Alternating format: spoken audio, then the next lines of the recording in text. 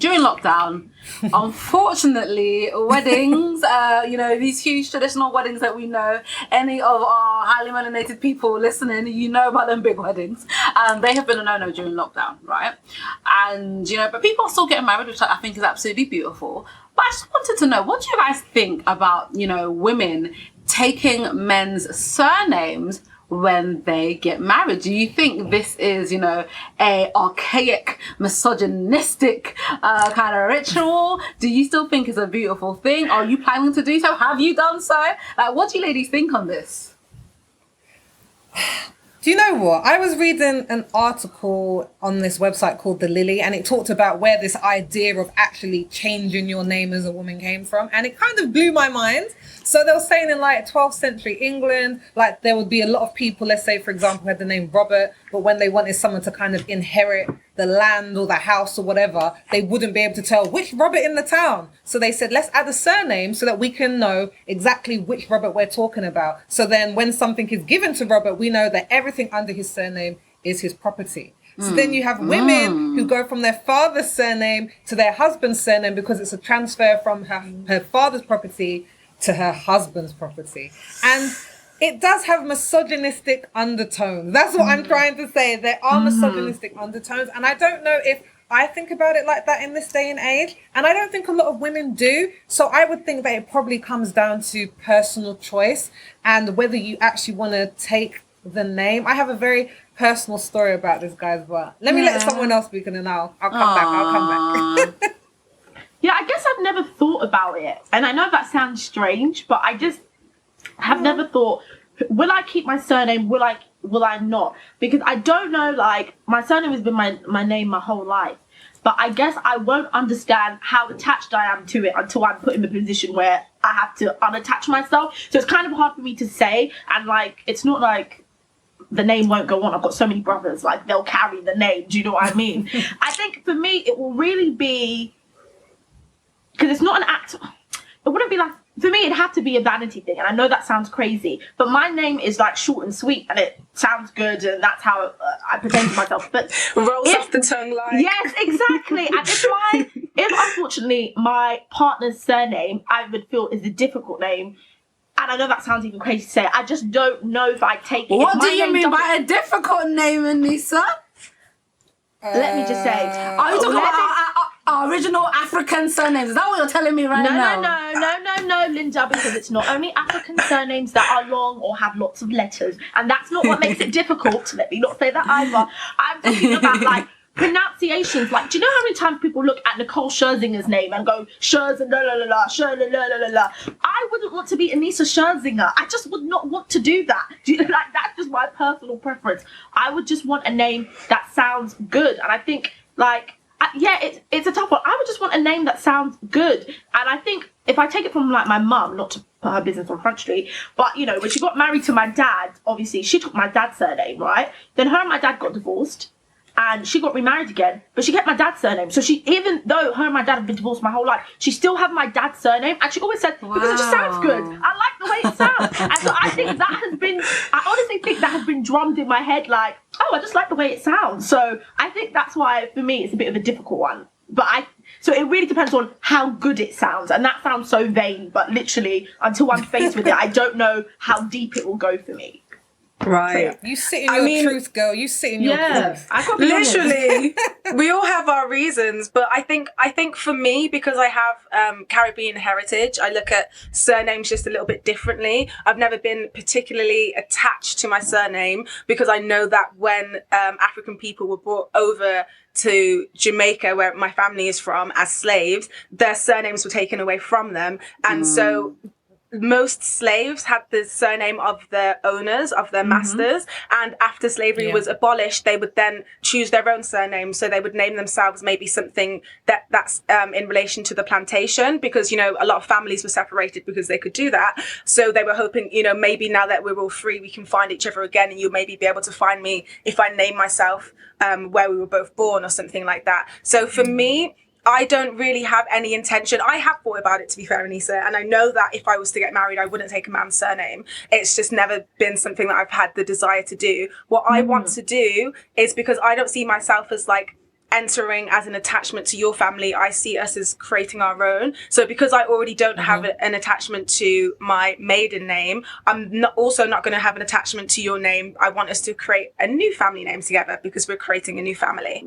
My friend did that. That's actually really beautiful. My friend did that when she got married. They took both of their surnames and they both legally changed it. So, for example, if she was Smith and he was Turner, they both became the Smith Turners. I don't like that hyphenation business though. We're making but it was cute that he changed his name. It was cute that he changed his name and she changed their name. So that I feel what you're saying. I think that's the reason why I mentioned the thing about like my heritage, because I don't have any attachment to my surname whatsoever. So I don't need it to stay. I don't need to be hyphenated. It just doesn't need to be. It just doesn't. We'll make a whole new name from scratch. Like, let's get the drawing board, the pens, the pencils. We'll make it today. Do you know what? I think that is so beautiful, and like for me personally, I wish because I'm definitely marrying my boyfriend. I'm just saying that, putting out there right now. Hey, I approve this message. He's very handsome. You guys are a very attractive couple. I approve. I'll be at the wedding. Don't you guys gas me? Don't gas me right now, please. Yeah. But you know what? I wish he would want to make up a surname, because I knew he'd be like just side-eyeing me. But to be honest, for me, it's you know what? My kind of reasoning kind of stems from what Luanda has said. For me, I've been very lucky that my surname and my boyfriend's surname are both our traditional surnames. We were never changed. So it doesn't mean that we necessarily weren't, our lineage didn't go into slavery at any point. But the most recent history that we have in terms of the last few generations of both our families have their original African surnames. And for example, my surname's Agwekwe. I'm not gonna lie, I'm like, what power? It must be nice. You know? But like, my surname's Agwekwe, and I'm Linda E, and I'm not gonna lie, it's gonna be weird to not be Linda E, but I'll still be Linda E, you get me? But my surname means don't let fear control you. So when I think of like the power, you know it, man. I think the way it is. Yes, girl, yes. You know? So when I think of some of the surnames, like, I can't remember what my boyfriend's surname means, but when I just think of some of the power that derives from them, I'm just like, yeah, like, and for me, because my parents, you know, they're very traditional, and my boyfriend's parents are very traditional, for me, I'm like, yeah, when I get married, I'm taking that surname. But I like what Jay-Z did with Beyonce, and I hate to mention them, but when they got married, because Beyonce's dad at the time had no male children, Jay-Z took on both names, so they are Knowles Carter. So that the Knowles, I just think it's just it's cute. It's just beautiful. It's beautiful. Yeah, so it's Knowles Carter. That's nice. So cute. So let me tell you guys. So for me, I always thought that I would change my name. I never even thought about it, like from a traditional black upbringing. Like it's kind of it's just kind of standard. It wasn't until I was engaged that I was just saying to my husband, actually, I don't want to give up my name. I realized how attached I was to it when I was engaged. I was like, my surname is the only surname I've ever had. For me, I realized this is like my first name. It would be like changing my first name, because this is the only name I've ever had to be identified by. And it actually caused some friction, because he's also very traditional as well. And he was just like, well, why wouldn't you take my name? He was just like, no. And for him, he would never even consider taking my name. I tried maybe we should merge them and he was just like, nope, not gonna happen. So the end of the story is I never actually changed my name, and he's probably not still happy about it. But but for me, I just was kind of like, I just realized that it was a really keen part of my identity. And to be honest, I think I will change it in the future, because I do want our children to all have the same surname, and I wouldn't have my children take my surname. I'm just like, no, these are our children. And you know, I don't know if I make a generalization, but for black men, it's very important for their children to have their name. It's like their legacy and their lineage. So for me, I wouldn't have an issue with that. But I feel like I didn't ever realize that I would be a sort of woman who would have a problem with it. See, and that's why I'm thinking about until, like, how will I feel when I get into that situation? Because right now, and just even listening to Luanda is maybe why, that's why I was like, I'm not really attached to my surname, because like Luanda said, it was really, like, every time I look at my surname, for those who don't know my surname, I'm not going to say, but every time I look at my surname, I am reminded of slavery. There is, like, no way for me to not look at my surname and think anything differently. I promise you, there is no other thing for me to look at and know. So when I see it, I'm just kind of like, I'm not bothered by it. so I'm not like it doesn't have this big meaning for me. So the only way I could change it is once again, it's so complex because now it's never had meaning to me. So I guess I wouldn't mind changing it unless it didn't sound the other surname. As long as it sounds good. Yeah. See, this is what it's so complex because now I'm thinking about it because as Luanda said that, I don't have any attachment to my surname, so why would I keep it? Does that make sense? Now I'm just thinking it through. Sorry. Yeah. But for me, in terms of children, Sophie, because you said like, oh, it's important for them to carry on their legacy. For me, it's important that we create a legacy together. Who's being pregnant? Who's pregnant? Me or you? Who's pushing them out? Me or you? Me. What? Do you know what I'm saying? Like in terms of first names, one of my friends, we talked about this the other day, like, oh, have you thought about kids' names and things like that? And she said she knows exactly what she's naming her children. And she said to her partner that he can name all of the kids that he pushes out. So I think sometimes we just got to take the power back, guys. I don't think it needs to be like mine or yours. I think it should be ours in every situation because it's a partnership, you know?